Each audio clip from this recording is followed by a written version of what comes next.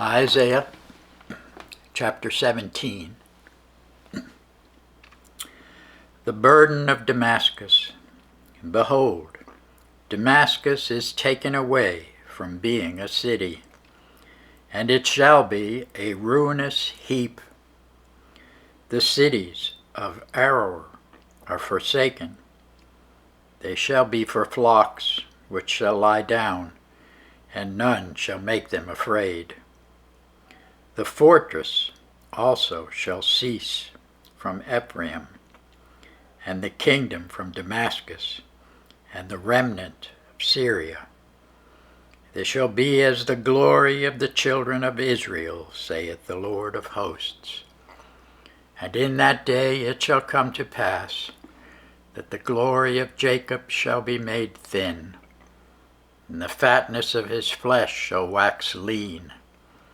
And it shall be as when the harvestman gathereth the corn, and reapeth the ears with his arm. And it shall be as he that gathereth ears in the valley of Rephaim. Yet gleaning grapes shall be left in it, as the shaking of an olive tree, 2 or 3 berries in the top of the uppermost bough, 4 or 5 in the outmost fruitful branches thereof, saith the Lord God of Israel. At that day shall a man look to his Maker, and his eyes shall have respect to the Holy One of Israel. And he shall not look to the altars, the work of his hands, neither shall respect that which his fingers have made, either the groves or the images. In that day shall his strong cities be as a forsaken bough, and an uppermost branch, which they left because of the children of Israel. And there shall be desolation, because thou hast forgotten the God of thy salvation, and hast not been mindful of the rock of thy strength. Therefore shalt thou plant pleasant plants, and shalt set it with strange slips.